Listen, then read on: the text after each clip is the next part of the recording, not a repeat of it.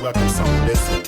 We are delighted to have you in our presence this glorious day. You are welcome in this house, and we hope and pray that you will enjoy your stay. You're free to worship. You're free to worship. You're free to praise. You're free to praise. For this is the day the Lord has made. So let us rejoice and be glad in it. We want to serve and take care of you.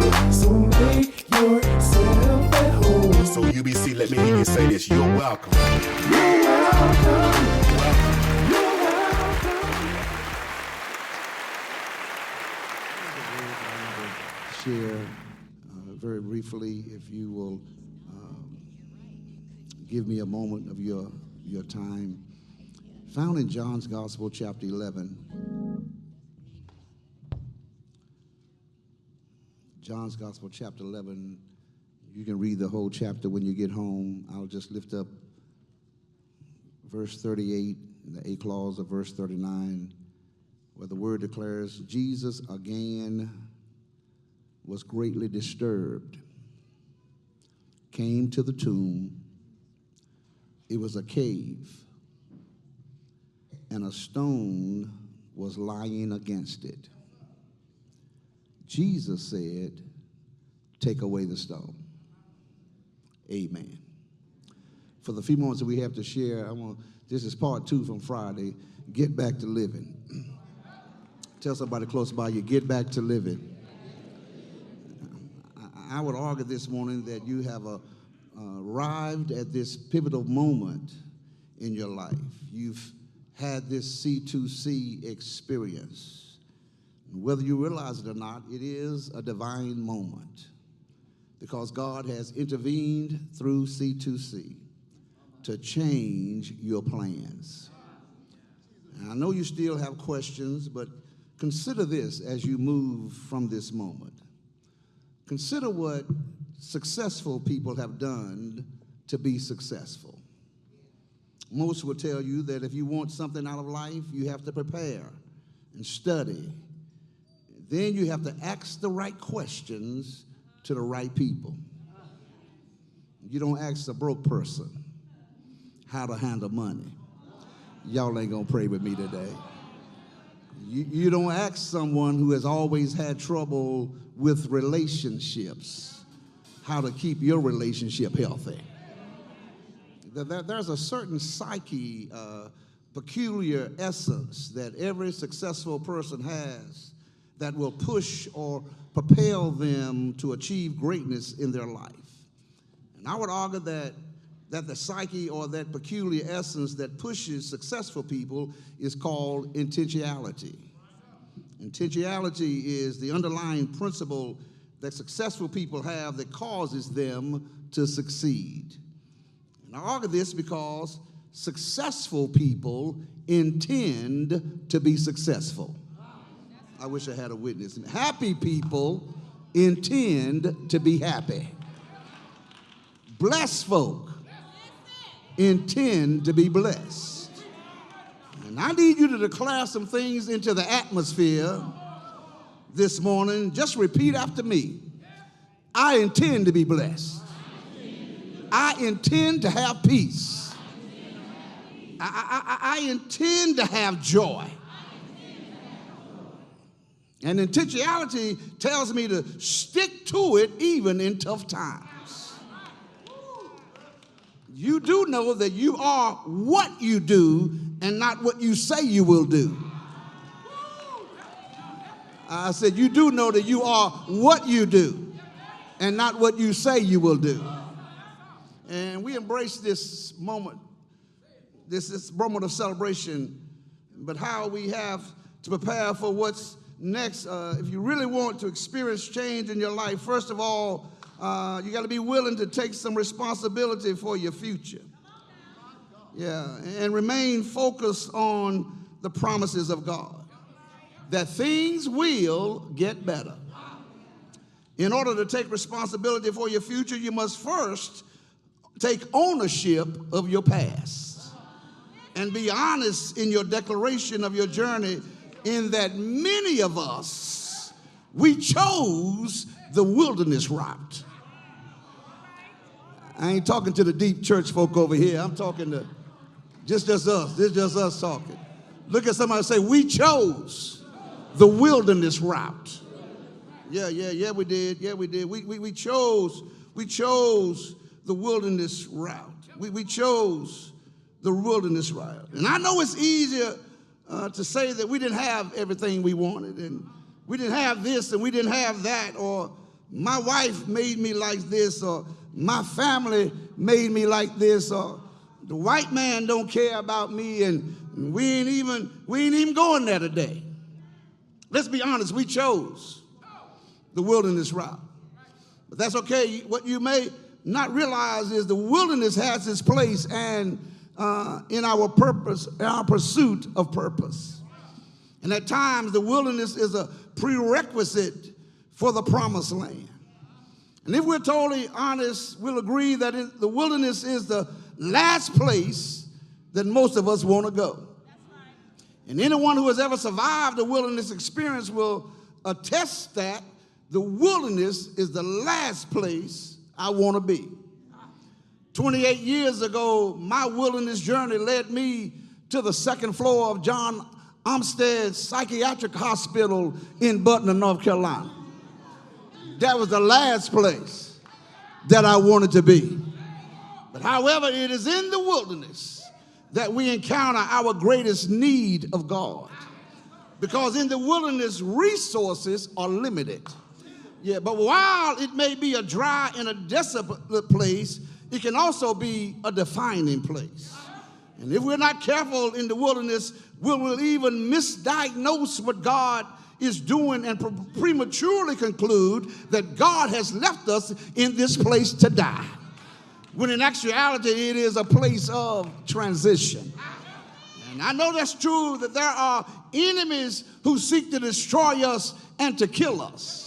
But those enemies want to remain anonymous while doing so.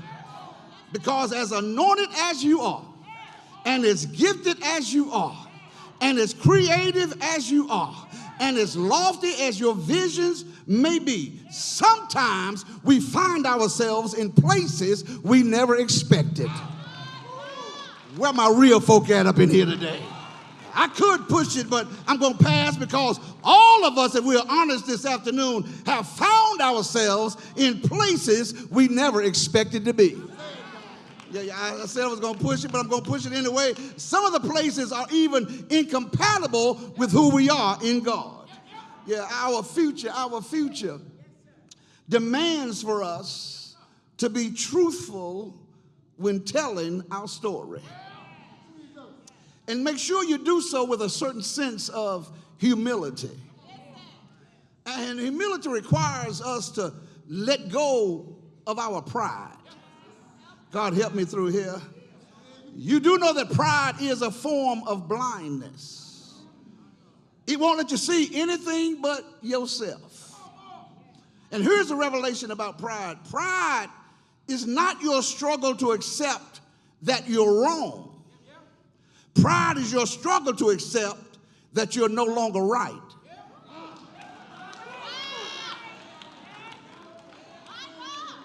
I said, pride ain't your struggle to accept that you're no longer wrong. Your struggle is you don't want to accept that you're no longer right.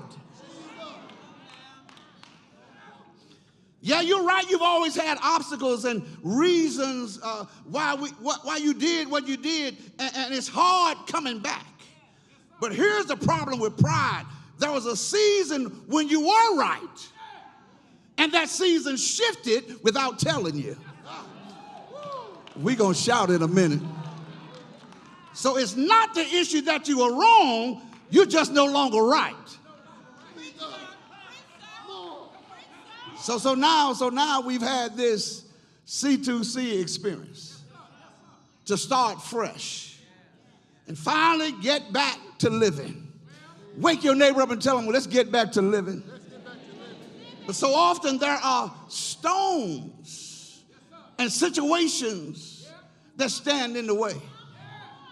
It's kind of like the story of Lazarus that I read in John chapter 11.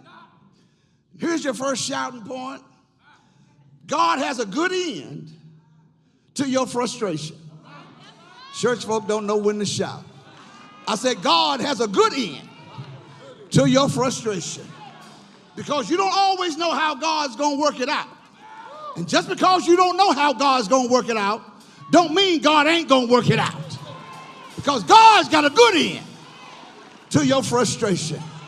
Lazarus, the story tells us, has died. And when Jesus finally arrives, he says, take me where you all laid him. The text says you, but it's you in plural in the Greek. We just say y'all. Jesus says, take me where y'all laid him. I wish I had a witness here. And when he gets there, he says, now y'all remove the stone. That y'all put there. I'm going to say it again. Said Jesus says, take me where y'all laid him. And then y'all remove the stone that y'all put there. Yeah. And for those who didn't know why you were here at C2C because these folk can help remove the stone that's been keeping you from getting back to living.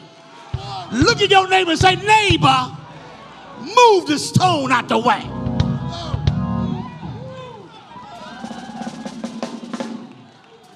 This lesson, I'm going to take my seat. This lesson regarding them taking away the stone teaches us that if you're going to take away the stone, something or somebody can come back to life if you reopen what has been closed in their life.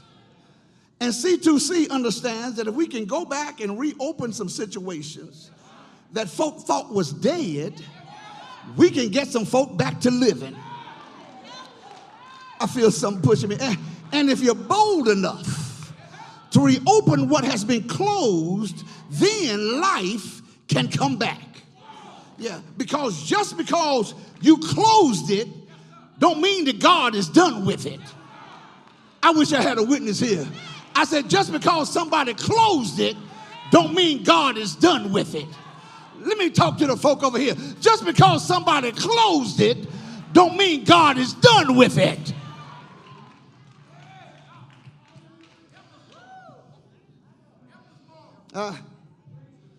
Don't mean God is done with it. And if you're bold enough to reopen it, then God can restore blessings. But we all have to do it together because it takes more than one person to remove these stones. We're going to shout in a minute.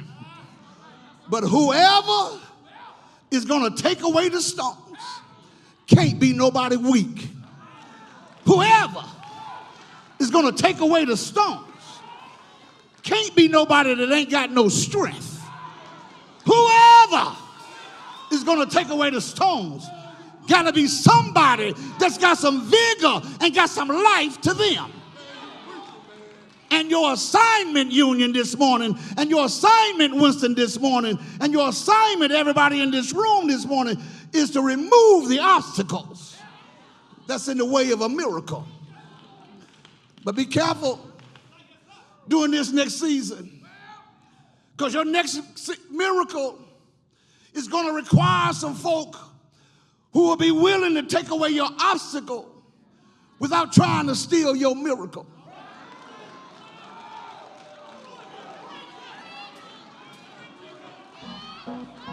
Folk want credit for your deliverance, but God looking for somebody who will take away the obstacle without trying to steal your miracle.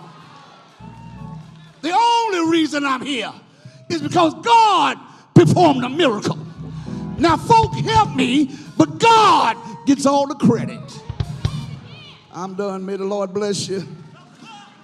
May the Lord's face shine upon you. But the miracle is not that Lazarus came out. The miracle is that he came out, that when he came out, he was still bound. God help me in here.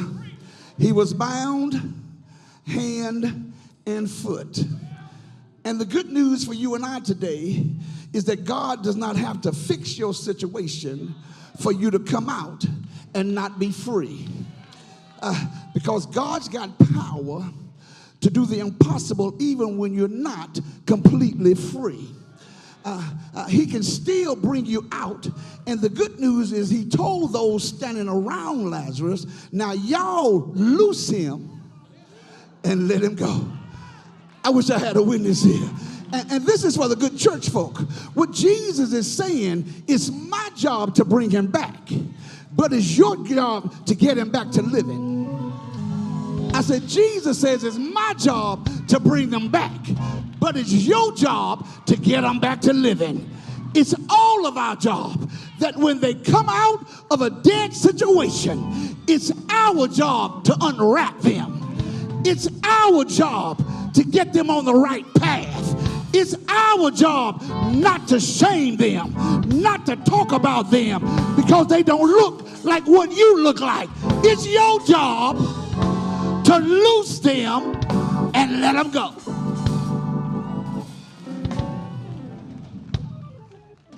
Look at your neighbor and say, neighbor, loose them and let them go. Good day, y'all. May the Lord bless you. But C2C, your adversity is not your identity. If I was a hooper, I'd say, right there. Your situation is not your termination. Your condition is not your conclusion. And what shall we say to these things? If God be for us, he's more than the world against us. Shout yes. Somebody shall get back to living.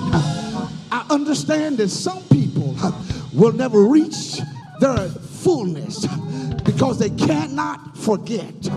You're stuck in what happened last year when God has a new blessing for you this year. If you keep moving forward, God will deliver you. I want you to grab your neighbor and say, neighbor, it's time to forget. I got to forget the hurts of my past. I'm looking for something better. I've got to forget all the failures because God has something better in store for me. I've got to forget the pains of my past because God wants to heal me from the pain of my past. And he can't heal me if I don't let it go. Somebody shout, let it go. Shake somebody's hand and say, neighbor, let it go. Let it go and get back to living. Come on, tell them you can't hold on forever. It's time to let it go because I believe that the best is yet to come. Shout yes. Better is on the way. And I've got to be intentional about getting what God has for me. It is my intention to be blessed. It is my intention to be successful. I wish I had C2C to stand on your feet and tell all these folk looking at you and tell them this is my intention. I intend to be blessed. I intend to be delivered. I intend to be successful. Shout yes. Shout yes. Shout yes.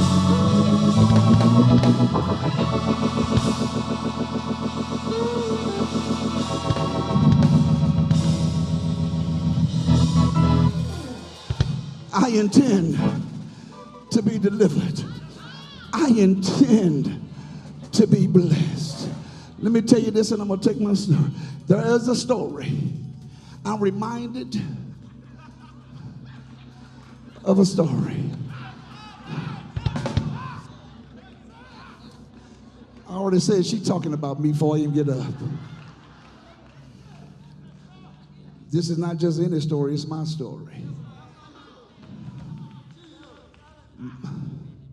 My wilderness route, I told you, led me to the second floor of Johns Hopkins Psychiatric Hospital 28 years ago.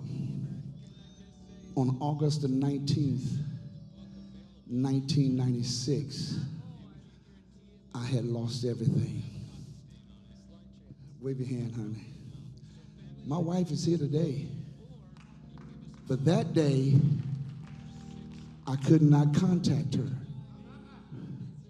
because there was a 50B out on me. Y'all know what a 50B is? Yeah, it was me. I couldn't call her, couldn't go near my kids, couldn't go near their school, couldn't go near her mother's house.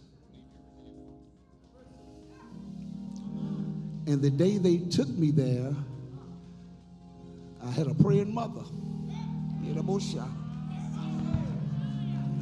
And I had a loving father. But Bishop, my father didn't even want to see me because he couldn't handle seeing his son in the state he was. And my mother came and laid her hand on my breast, my chest. And she said, son, if I could fix this for you, yes, I'd fix it right now. She says, but I cannot fix this. You're going to have to go to God for yourself. Dion, I grew up in the church. I knew as much scripture as anybody else in the church, but I was hooked on a drug that had taken me farther than I wanted to go.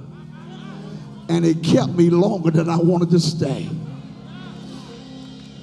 There I was on the second floor of Johns Hopkins Hospital, looking like death warmed over. I know I look good today. This sir tie is banging. I wasn't looking like this that day. Trust me when I tell you. I was distraught, didn't know what to do. I thought life for me was over. And I sat and had pity party after pity party. But on this day, August 19th, I'd been there for about 4 days by then. And they were having visitation with some of the families. One of the young men who was there with me, his father was a preacher.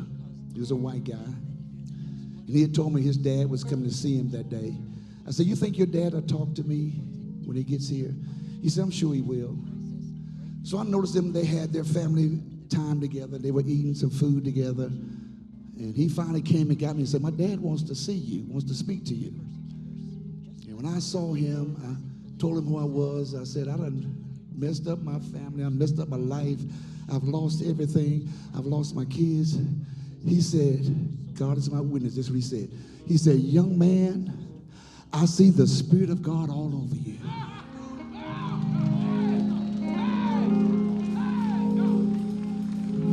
I said, what? I'm standing here looking like death warmed over. You talking about you see the Spirit of God all over me. But that's what he said to me. And he said to me, I need you to go read Romans 8. Something's in there for you. I didn't want to hear that. I said, okay, thank you for talking to me. I went right back to my pity party. And I sat there the rest of that afternoon until one of the nurses, a black nurse, she said to me, I'm sick of looking at you sitting there looking like you looking. I said, I ain't bothering nobody. She said, I ain't say you was bothering nobody. I'm just sick of watching you sit there looking like you looking. She said, I thought that preacher told you to do something. I said, he did. She said, well, why don't you go do it? Because I'm sick of looking at you. Looking like you looking. I said to her, you getting on my nerves. So I went to my room, grabbed my little Bible, and I read through Romans 8. And then nothing happened. And I knew she was going to ask me, did I read it more than once? So I read it again. Didn't nothing happen. So I came back out into the corridor. She said, well. I said, well, what? She said, did you read it? I said, yes. She said, well. I said, didn't nothing happen. She said, go read it again.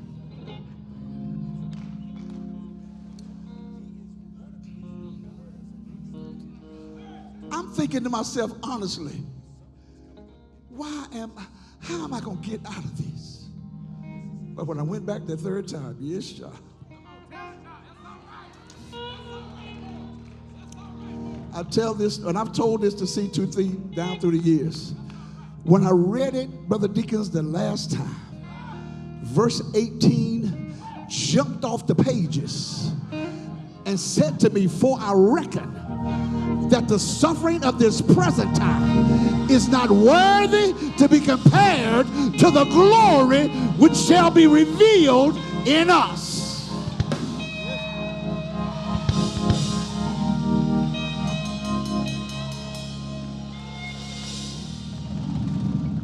And from that moment, I knew without a shadow of a doubt that I'd never pick up again. But here's the problem. I couldn't tell nobody because wasn't nobody going to believe it, because I'd done that before. See, your deliverance ain't an emotional thing. It's a mind thing. Because it feels good when the Spirit moves on you and you have chills on your body. But when church is over, you still got to deal with that same demon that's trying to kill you. I couldn't call her and tell her because she wasn't trying to hear nothing I had to say. I got to go. I left John Elmstead Hospital. They had arranged for me, Kim, to go to the Oxford House in Greensboro.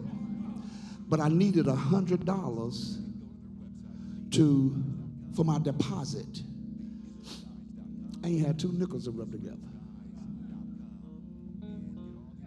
But that night, one of my friends that I was in the Coast Guard with called my home from Dallas, Texas to check on me, just had me on his mind.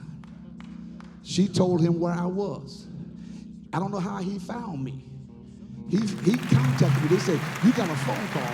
It was Ron McMillan calling me from Dallas. We invite you to make a contribution to the ministry. Through your giving, we reach our community and expand His kingdom. And we recognize the one who gave us everything. To give, you can use technology. Use the Push app or go to Giving page on the Union Baptist website. Use the Cash app. $UBC1203. Use the Givelify app. Union Baptist Church, Winston-Salem. Let us show love through giving.